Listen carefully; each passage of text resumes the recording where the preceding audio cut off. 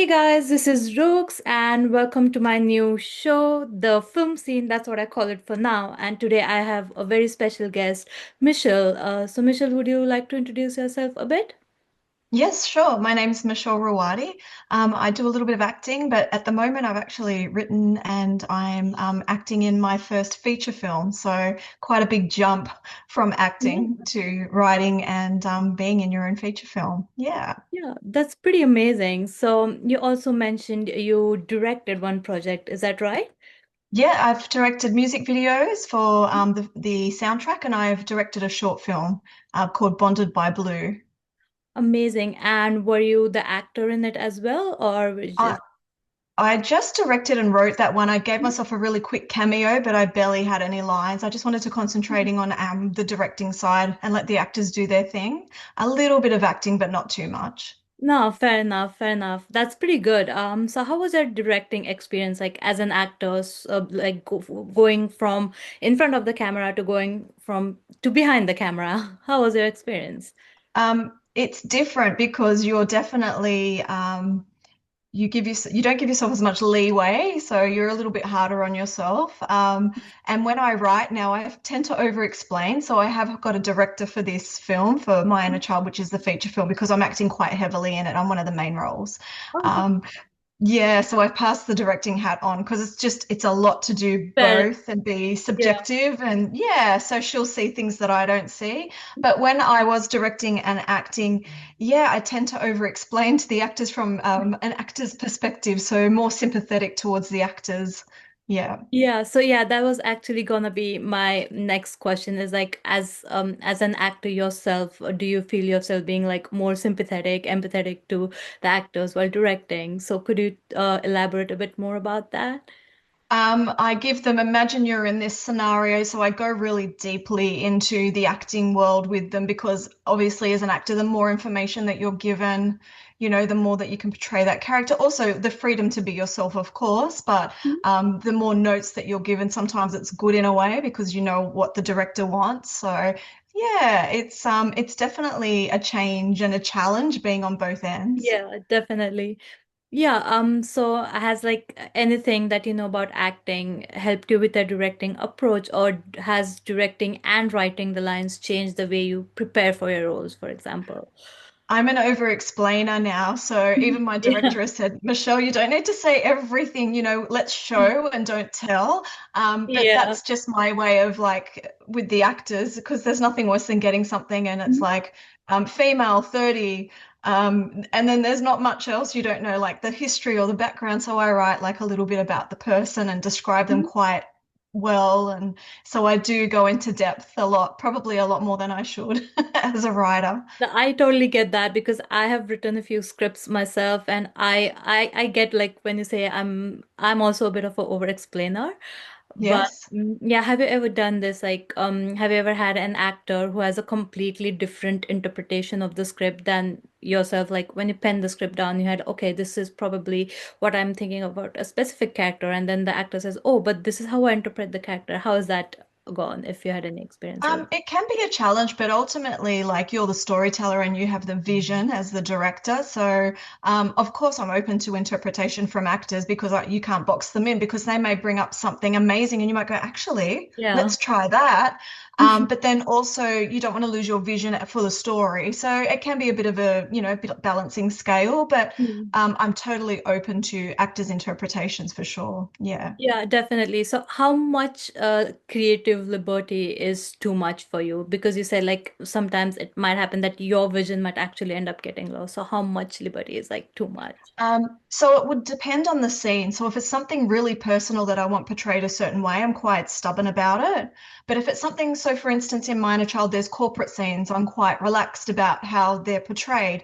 But then when it gets into the family side of things and there's certain things I want to have a certain way, I'll probably be a little bit more like strict on what I want. Yeah. So I'll speak with the actor and make sure that they understand the vision that I'm trying to create.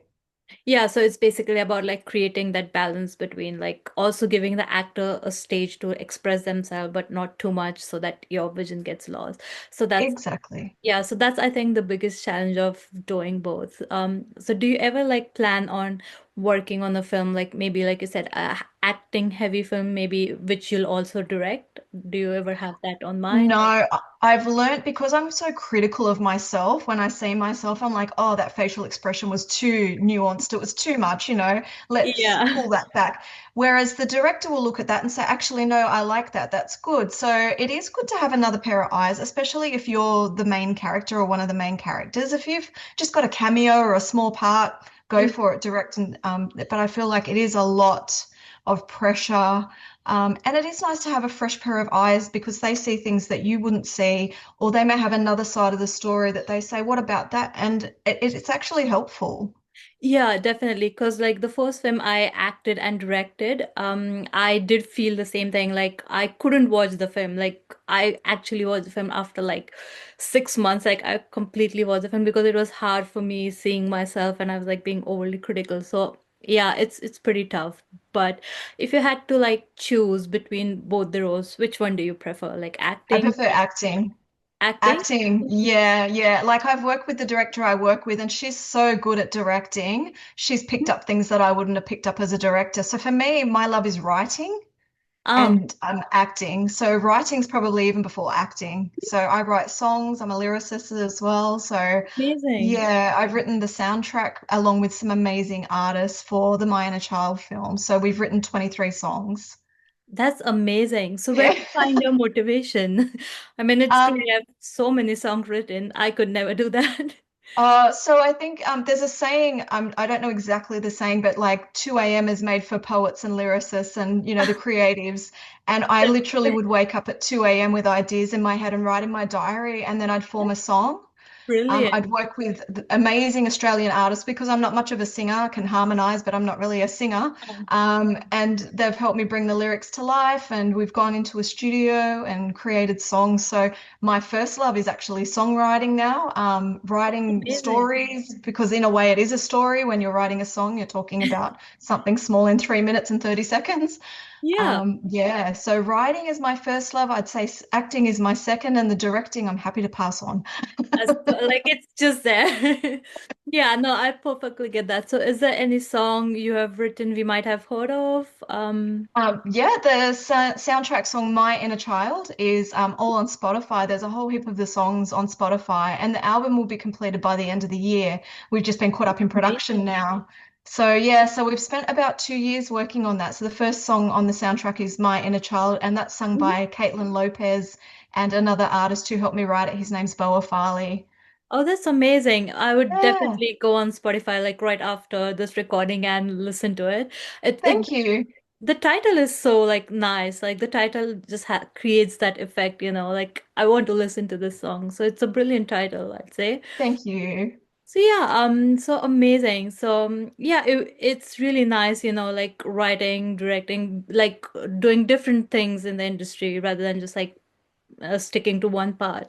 So has there like your directing experience? So you said you directed one shot. Has it taught you like something more about acting? Has it improved the way you perform, or has it changed the way you approach your performance?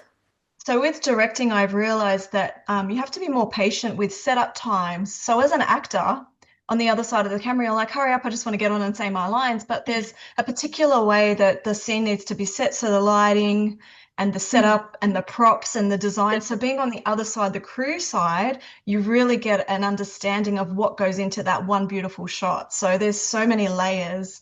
So for me, yeah, I've definitely learned patience as a director, Mhm. that everything takes time to set up. And Yeah. it's not just, oh, the actor just comes in and does their thing. There's so many other layers so that the actor looks good as well. So, Yeah. yeah, So like figuring out actually where they're gonna stand or even like their movements and stuff like that. yeah. And what they're gonna wear, how the background's gonna work. Like I spent a lot of time focusing on like the backgrounds and the costumes and stuff like that. And I think that was pretty rewarding for me as well. And yeah, definitely changed the way I approach acting actually. Uh, because first like if it's just acting then you have a very different mindset when you're coming on the set. It's like you're delivering your lines and stuff like that, but when you're a director you actually know what's going on and everything, so you have like a more wider viewpoint of whatever is happening on the set. So has it like ever been for you like when you started when you directed you and then went back to acting, you have been like overthinking your performance or like over analyzing everything around you? Has that ever happened to you? Absolutely. So what I've realized is sometimes we overexpress Mm. and it just has to be in the eyes. Like if someone's sad, you can sit it, you don't have to go, or like it really Yeah, definitely. seeing yourself on camera, you don't have to be as animated. It can be softly and subtly and like learning working with my director now is a lot of Mhm. like you can show it, you don't have to tell it. Like, is it too over Yeah. exposition-y, if that's even a word, but is there too much people already know that? Do you have to say it? Can you just act it? And can you be more subtle? And sometimes I feel like that's more genuine and probably attracts more resonance from the audience. So, yeah, so just the subtlety definitely changed once I started directing and seeing myself. I didn't have to be so animated and expressions and Yeah. yeah, so So yeah, it's a great learning experience. Yeah. totally. Yeah, so yeah, and finally, do you have like any advice for people who are like wanting to do both acting and directing and even writing? Do you have any tips, any advice, anything really? Absolutely. So for me, I think for your first short, just put yourself in like a smaller role. Don't put yourself in the lead role so you can actually see what goes on if you're an actor from the other side of the camera and really absorb what it takes, like down to the color palette, the props, the pen you're holding, the lipstick that they decide to put on. Like that's all so important. So if you really concentrate on that and how it would work, that will make you a better actor if you are looking to your first focus is acting. But if your first focus is directing, you will become more sympathetic to what goes into the shots. Mhm, So I definitely. think, yeah, and I think don't be afraid to ask for help. I have been a bit of a control person with my projects because it's your own Yeah. love story, right? You don't want to Mhm. have someone take it over and change it. Yeah, But exactly. somebody else's eyes can bring so much more to the story and bring in things True. that you wouldn't have even thought about. So don't be too proud, would be my Yeah. advice to ask for another set of eyes. Someone you Yeah, trust as well. Are you like having definitely. a good team and people that get along and that are cheerleaders are integral to a really good production. Yeah, Yeah. definitely. After it's like a team effort. You can't achieve anything just by yourself. So it's a team effort. Yeah, well, that was like Yes. really fantastic. And thank you so Thank you. much for all the insights you've shared and all your experience. So before I let you go, Thanks. I have like prepared a small game for you. Now, Okay. Love a game. because you said you did both acting and directing, I found this Yeah. that's actor brain versus director brain. So I have like four Yep. scenarios, and I'm just gonna say the scenario, and then you'll just tell me what your actor brain says in that situation and what your director brain says, like what Okay. corrects. So you good to go? Yes. Yeah. So the first one is the weather ruins your perfect shoot. Actor brain says versus director brain says. Sorry, what was that? The Oh, the weather ruins your perfect shoot. So what does your oh. actor brain do and what does your director brain do? So the director brain, for starters, would want to get inside because there's a lot of expensive equipment that we don't want ruined. Totally. And the Instant actor brain would comfort. be like, yeah, the actor brain would be like, let's just do it in the rain and make it really cool and cinematic with the rain falling on us. So that Yeah. would be the two conflicting personalities. Yeah, yeah, my first instinct as well. Yeah, no, that's yeah. So next one is someone wants to change the lines last minute. What does your actor brain say and what does your director brain say in this situation? As an actor, if the director changes the line at the last minute, you've got to do what the director says, so you change the line.